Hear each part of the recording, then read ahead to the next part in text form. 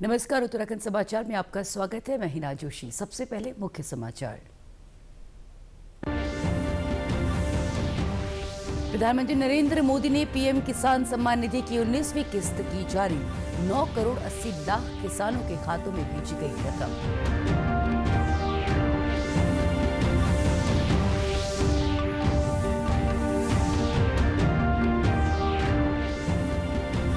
संशोधित भू कानून पर कांग्रेस ने जताया ऐतराज। प्रीतम सिंह बोले, एक ही प्रदेश में 2 भू कानून लागू कर जनता को छल रही सरकार। बीजेपी ने आरोपों को किया दरकिनार।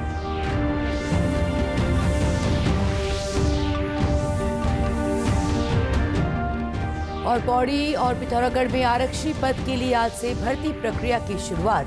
शारीरिक दक्षता परीक्षा के बाद लिखित परीक्षा में भाग लेंगे अभ्यर्थी। और अब समाचार विस्तार से। प्रधानमंत्री नरेंद्र मोदी ने आज बिहार के भागलपुर से प्रधानमंत्री किसान सम्मान निधि योजना की 19वीं किस्त जारी की। योजना के 9 करोड़ 80 लाख लाभार्थी किसानों के बैंक खातों में सीधे 22,700 करोड़ रुपए से अधिक की सहायता राशि जारी की गई। ये कार्यक्रम प्रधानमंत्री किसान सम्मान निधि योजना की 6ठी वर्षगांठ के मौके पर आयोजित किया गया। प्रधानमंत्री ने बिहार में किसानों से जुड़ी योजनाओं समेत विभिन्न विकास परियोजनाओं का उद्घाटन और लोकार्पण भी किया। उत्तराखंड की धामी सरकार द्वारा बजट सत्र में नए संशोधित भू कानून को पास करवाए जाने पर कांग्रेस ने सवाल खड़े किए हैं। चक्राता विधायक और पूर्व नेता प्रतिपक्ष प्रीतम सिंह ने कड़ी आपत्ति जताते हुए कहा कि एक ही राज्य में सरकार 2 भू कानून लागू करना चाहती है। प्रीतम सिंह की माने तो इस कदम से सरकार ने राज्य के भू कानून को और अधिक कमजोर करने का काम किया है। बीजेपी के लोगों को तो करना ही है मुख्यमंत्री का आभार। आप मुझे बताइए, 2 मंडलों का प्रदेश है, 13 जनपद है, 13 जनपदों में से 11 जनपदों में भू कानून, वो भी बहुत ही कमजोर भू कानून है, वो लागू होगा और 2 राज्यों में लागू नहीं होगा। तो एक राज्य में कभी 2 कानून आपने सुने हैं? तो ये तो भाजपा का एक षड्यंत्र है, सरकार का एक षड्यंत्र है कि आइए और जो है खुलेआम जो है इस प्रदेश के अंदर जमीन की खरीद फरोख्त करने का काम करें। और मैं ये भी कहना चाहता हूँ कि जब उधम सिंह नगर और हरिद्वार में भू कानून प्रभावी नहीं होगा तो स्वाभाविक बात है कि जो पलायन अब होगा पर्वतीय क्षेत्र से या कहीं और से जो पलायन होगा तो क्या नाम ज़्यादातर जो है उधम सिंह नगर और हरिद्वार में होगा। और जब कभी भी विधानसभाओं का परिसीमन होगा तो उसका कुप्रभाव जो है देखने को मिलेगा। वहीं कांग्रेस से इन आरोपों का बीजेपी ने खंडन किया है। भाजपा प्रदेश अध्यक्ष महेंद्र भट्ट का कहना है कि कांग्रेस का कार्य सिर्फ अच्छे कामों का विरोध करना रह गया है, जिसका उन्हें हर बार खामियाजा भी भुगतना पड़ता है। कांग्रेस हर अच्छे काम का विरोध करती है और जनता उनको ठीक टाइम पर उसका सबक सिखाती है। उत्तराखंड के अंदर बहुत सशक्त वो कानून बना है जिसका उनको स्वागत करना चाहिए, लेकिन राजनीति के लिए और केवल अच्छी चीज़ों का विरोध करने का जो नेचर कांग्रेस का बन गया, उसका खामियाजा कांग्रेस भुगत रही है। भारतीय जनता पार्टी ने संगठनात्मक चुनावों के तहत मंडल अध्यक्षों का ऐलान कर दिया है। प्रदेश अध्यक्ष महेंद्र भट्ट के अनुमोदन के बाद जिलाध्यक्षों ने अपने अपने मंडल अध्यक्षों की सूची जारी की। बता दें कि भाजपा ने निकाय चुनावों के बाद दोबारा संगठनात्मक चुनावों की प्रक्रिया शुरू की थी। वहीं अब 28 जनवरी तक जिलाध्यक्षों का चयन किया जाएगा। पार्टी के प्रदेश चुनाव अधिकारी खजान दास के अनुमोदन और विधानसभा पर्यवेक्षकों की सहमति के आधार पर मंडल अध्यक्षों के नामों की सूची तैयार की गई। बीजेपी प्रदेश अध्यक्ष महेंद्र भट्ट ने कहा कि अन्य मंडल अध्यक्षों की घोषणा के बाद अब जिलाध्यक्षों की घोषणा की जाएगी। बहुत अच्छा एक माहौल है और 35 से लेकर 45 साल तक के हमने मंडलों के अध्यक्ष की घोषणा की है। अब क्योंकि जिलाध्यक्ष की घोषणा की क्रम हमारा प्रारंभ हो चुका है, हमारे पर्यवेक्षक बन चुके हैं, बहुत जल्दी जिलाध्यक्ष की घोषणा में हम करेंगे। आवासीय और शहरी कार्य मंत्रालय भारत सरकार ने स्वच्छता सर्वे का काम शुरू कर दिया है। इसके तहत लोगों से निकायों में सफाई व्यवस्था को लेकर फीडबैक लिया जा रहा है। नगर आयुक्त देहरादून नमामि बंसल ने लोगों से अपील की है कि सभी शहर की सफाई व्यवस्था को लेकर अपना फीडबैक जरूर दें। साथ ही उन्होंने स्वच्छता बनाए रखने की भी लोगों से अपील की है। जो भी हमारी अब भारत सरकार द्वारा ये बहुत बड़ा अपने आप में एक कवायद रहती है और ये वर्ल्ड का बिगेस्ट क्लीनलीनेस सर्वे किया जाता है। इसी को दृष्टिगत रखते हुए जो विभिन्न मानक तय किए गए हैं, उन्हीं के अनुरूप नगर निगम द्वारा भी योजना बनाई गई है कि किस प्रकार से विभिन्न मानकों को ध्यान में रखते हुए हमें प्रत्येक पैरामीटर पर अच्छा प्रदर्शन करना है। उसमें जनमानस की भागीदारी को लेकर विशेष रूप से यही अपील है कि जितने भी हमारे हाउस होल्ड्स हैं, कमर्शियल यूनिट्स हैं, सभी सोर्स सेग्रीगेशन के लिए सहयोग करें और सोर्स सेग्रीगेशन करते हुए ही गीला और सूखा कचरा अलग अलग गाड़ी को दें।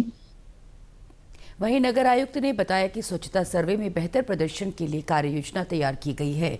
इसके तहत दून की रिस्पना नदी की सफाई व्यवस्था और लोगों को स्वच्छता के प्रति जागरूक करने के साथ ही रिसाइकलिंग का कार्य किया जा रहा है, जिससे स्वच्छ दून, सुंदर दून के साथ ही सर्वे में प्रदर्शन बेहतर हो सके। आयामों हुए प्रयास किया जा रहा है, जैसे कि रिस्पना में रिन्यू रिस्पना हमने अभियान शुरू किया है। उसके अलावा जितने भी हमारे वार्ड्स हैं उनमें सोर्स सेग्रीगेशन के लिए लोगों को मोटिवेट किया जा रहा है। जो हमारे विभिन्न स्टेक होल्डर्स हैं, जैसे कि स्कूल्स हैं, कमर्शियल यूनिट्स हैं, होटल्स हैं, बल्क वेस्ट जनरेटर्स हैं, इन सबको मोटिवेट किया गया है, कार्यशाला कराई गई है। हमने जगह जगह MRFs भी क्रिएट किए हैं, जो मटेरियल रिकवरी फैसिलिटीज होती हैं। तो रिसाइकलिंग पर बहुत जोर है। प्लास्टिक बैंक्स का काम कई संस्थाओं द्वारा अच्छा किया जा रहा है, उन्हें भी प्रोत्साहित किया गया है। पौड़ी के कंडोलिया मैदान में जनपदीय पुलिस PAC IRB पुलिस भर्ती की शारीरिक मानक दक्षता परीक्षा शुरू हो गई है। ये परीक्षा 4 मार्च तक चलेगी। पुलिस भर्ती के लिए कुल 3,707 पुरुष अभ्यर्थियों का दक्षता परीक्षण किया जाएगा। इस परीक्षण के लिए पुलिस विभाग द्वारा प्रतिदिन 500 अभ्यर्थियों को बुलाया जा रहा है। दक्षता परीक्षण के पहले दिन बुलाए गए 500 आवेदकों में से कुल 370 अभ्यर्थी परीक्षा देने पहुंचे। ये पुलिस आरक्षकों की भर्ती का चल रहा है और ये 24 तारीख से लेकर ये 4 तारीख तक होगा। इसमें हमारे यहाँ जनपद पौड़ी में 3707 पार्टिसिपेंट ने भाग लिया है। जिससे आज पहला दिन है, तो आज पहले दिन में 500 को बुलाया गया था, जिसमें ये 370 लोग आए हैं शारीरिक मापदंड के लिए। उनकी प्रक्रिया चालू हो रही है।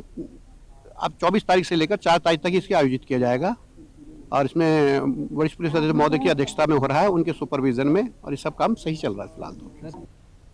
शारीरिक और दक्षता परीक्षा देने आए पुलिस आरक्षी पद के अभ्यर्थी मोहित रणकोटी ने कहा कि इस परीक्षा के बाद सभी लिखित परीक्षा की तैयारी में जुट जाएंगे। फिजिकल की तैयारी तो सर हमारी लगभग 1-2 साल से चली रही है, क्योंकि हम आर्मी के लिए तैयारी कर रहे हैं।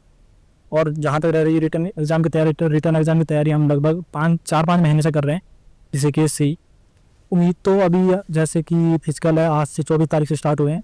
तो पहले तो ये है कि फिजिकल अच्छे चले जाए, 90 से ऊपर का फिजिकल रहे, चाहे मेरा हो चाहे जितने भी अभ्यर्थी आ रखे हैं, सबका फिजिकल अच्छा जाना चाहिए। उसके बाद रिटर्न इस बार तो देखा जाए, जहाँ तक एज का सवाल है, एज नहीं बढ़ी है, तो जिस कारण फॉर्म बहुत कम भरे गए। उधर पिथौरागढ़ पुलिस लाइन में भी आज से उत्तराखंड पुलिस आरक्षी पद के लिए भर्ती प्रक्रिया शुरू हो गई है। पहले चरण में अभ्यर्थियों की शारीरिक दक्षता परीक्षा आयोजित की जा रही है। पिथौरागढ़ की पुलिस अधीक्षक रेखा यादव ने बताया कि पहले दिन 350 अभ्यर्थी आरक्षी पद के लिए शारीरिक दक्षता परीक्षा के लिए पहुंचे। अभ्यर्थियों के प्रमाण पत्रों की जाँच के बाद उनकी शारीरिक नापजोख की गई, जिसके बाद उन्होंने विभिन्न शारीरिक दक्षता परीक्षा में प्रतिभाग किया। उन्होंने बताया कि शारीरिक दक्षता परीक्षा के बाद अभ्यर्थियों की लिखित परीक्षा आयोजित की जाएगी। पुलिस अधीक्षक ने बताया कि जिले में आरक्षी भर्ती परीक्षा की प्रक्रिया 5 मार्च तक चलेगी।